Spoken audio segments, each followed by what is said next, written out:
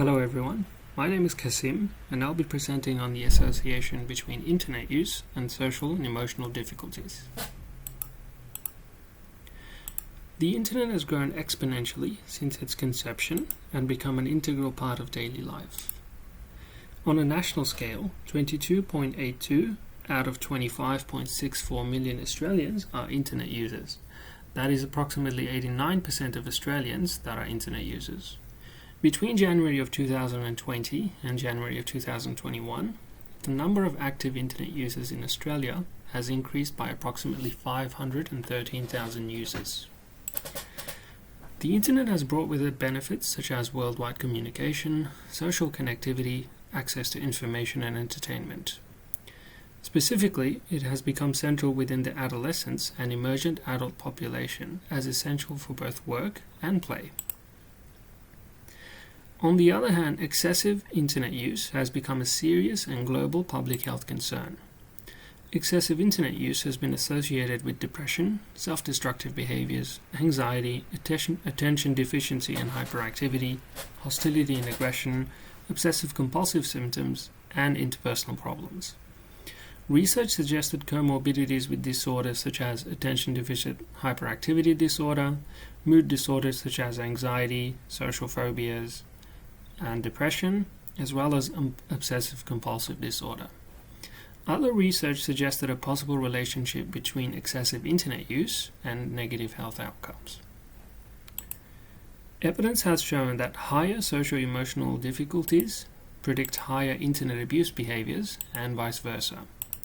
However, it is yet unknown which direction of this association is stronger, and whether this may vary over different developmental stages.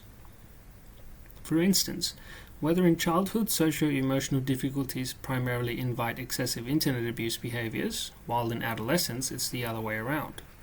Such knowledge is important to guide the more effective allocation of resources for prevention and early intervention purposes, on either prioritizing social-emotional difficulties or internet abuse at different stages of development. Following from this, the aim of the current study is to explore the strength of the association between internet use and social-emotional difficulties across different developmental stages of adolescence. The central research questions are: does excessive internet use precede social-emotional difficulties, or does it follow social-emotional difficulties? At what developmental stage in adolescence is the association the strongest? And are there subgroups within this population that are more susceptible to excessive internet use or socio-emotional difficulties? The present study will utilize a quantitative and longitudinal design. Longitudinal cohort studies offer many benefits, including identifying and relating events to particular exposures, establishing a sequence of events, following change over time, and excluding recall bias as data is often collected prospectively. In essence, longitudinal studies enable the identification of cause and effect relationships, or the strengths of relationships, so it is the most appropriate design for this study. There will be 3 studies. The first will be a systematic literature review, followed by 2 empirical studies.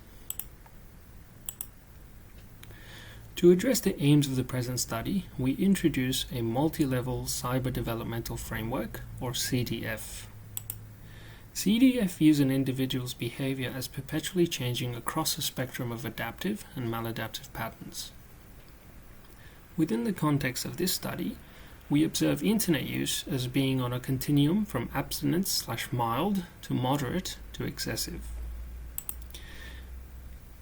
Those who do not use internet for various reasons, including lack of skill or digital literacy or accessibility, fall into the abstinence/mild category and are likely to struggle in the education and employment domains. Moderate users are those who may use the internet to meet their real-life needs, granting them access to benefits across the domains of education, employment, social, and entertainment. Excessive users are those who may compromise their social and emotional well-being and their occupational well-being. These occur on the basis of the interplay between push effects associated with different characteristics of the user. For example, an individual is depressed and aims to escape their feelings online, and their proximate broader context. For example, an individual's family or peer relationships are highly digitally engaged and social compliance effects push them online. And pull effects, referring to features of the specific application. For example, a level structure of online activity that generates a sense of challenge in the internet game. Within the context of the CDF model, we observe internet use as a continuum, where a user may use it in mild, moderate, or excessive amounts based on push and pull factors. We emphasize on understanding the risk role of socio-emotional difficulties for internet abuse at the individual user level and how this changes over time. Then we will emphasize on the notion of the differential susceptibility to internet use effects to identify different profiles of individuals who may either be at risk or likely benefit from their internet use.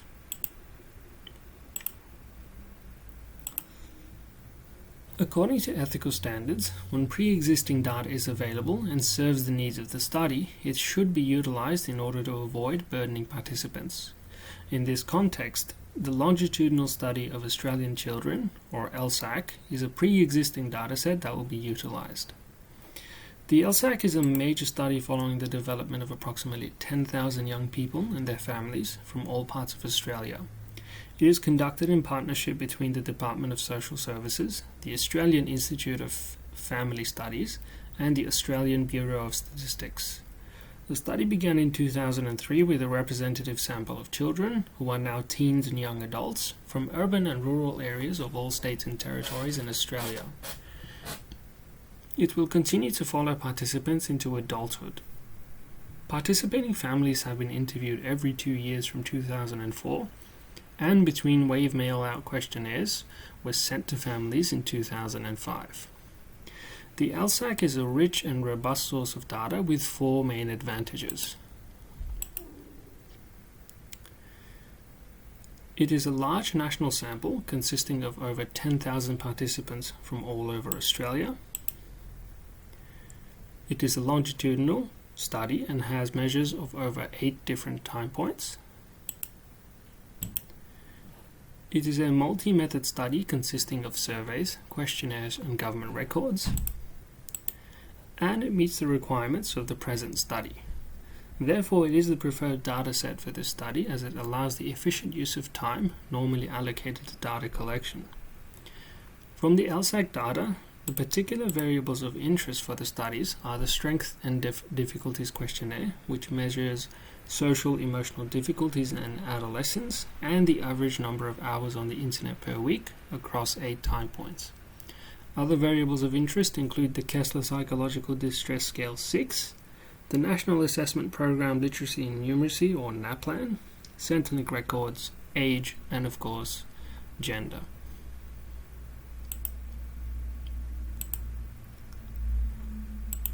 Systematic literature reviews provide an in-depth analysis of the state of knowledge in a given field. This enables the identification of future research and its prioritization, and the evaluation of current theories. To conduct a systematic literature review, the preferred reporting items for systematic reviews and meta-analysis, or the Prisma Framework, will be utilized. The Prisma Framework is a reporting guideline designed to address poor reporting of systematic reviews. The framework consists of 27 items recommended for reporting in systematic reviews. Prisma is a widely endorsed and adopted framework, as evidenced from endorsements from approximately 200 journals and systematic review organizations, and adoptions in various disciplines. The present study will focus on an adolescent sample. Adolescents are particularly relevant because their age group of 12 to 17 years access the internet more than any other age group. During the adolescent's developmental period, addictive behaviors formed are likely to continue into adulthood, and they can easily access internet compared to younger children and are more susceptible to the adverse effects.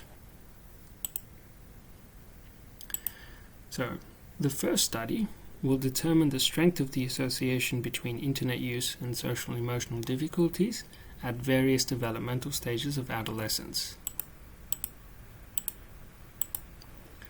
The aim is to determine when the relationship is the strongest, so as to inform prevention and intervention strategies targeted at that particular developmental period. To statistically analyze this, a cross-lagged panel analysis with the variables strength and difficulties questionnaire and hours of internet use will be used across 3 to 4 different time points, each signaling phases of development in adolescence. For example, early, middle, and late. While traditional experimental designs control for external influences by random assignment to treatment groups, the cross-lagged approach investigates causality in the absence of a true experimental design. Instead of the traditional question of whether X causes Y, this method examines which is the predominant cause-effect direction. Having identified the when part of the equation, the second study will focus on who to prioritize. The aim is to identify particular subgroups within the adolescent populations that are more susceptible to developing social emotional difficulties or excessive internet use habits. To test this, a growth mixture model will be used. A growth mixture model is defined as a method for identifying multiple subpopulations, describing longitudinal changes within each subpopulation, and examining the differences in change. In this study, growth mixture modeling will be utilized to predict how internet usage patterns change over time within the context of variables such as psychological distress, socioeconomic status, academic performance, peer relations, gender, and age. For example, in the general population of adolescents, those with poor peer relations may be more prone to excessive internet use. The complexity of such effects and processes, as conceptualized in the Cyber Developmental Framework, can provide the basis for reframing the questions around the impact of internet abuse on the developmental and mental health of adolescents. Therefore, the literature should move to more person-targeted sequences of questions such as who, when, and where. Such questions capture the range of the variability of individual differences in relation to the effects of internet use, while concurrently maximizing the opportunities and minimizing the risks. Such major opportunities may involve digital interventions for health. For example, Depression Quest is an interactive fantasy game with players assuming the life of somebody experiencing depression while addressing everyday challenges and managing their experience. Similarly, major risks should be approached by case-centered questions. For example, in which cases or conditions is one more likely to be at risk for the excessive use of the internet? Such questions are expected to shed more insight into disagreements between scholars, considering the nature of this phenomenon and how they should be effectively addressed. In the context of clinical psychological practice, the identification of when, i.e. at which developmental phase, and who, prioritizing based on risk factors, will inform prevention and early intervention strategies, while allowing interventions to be tailored to specific risk factors. Thank you for attending this presentation, and a special thanks to my supervisors Vas, Charlotte, and Rapson for their guidance and their patience.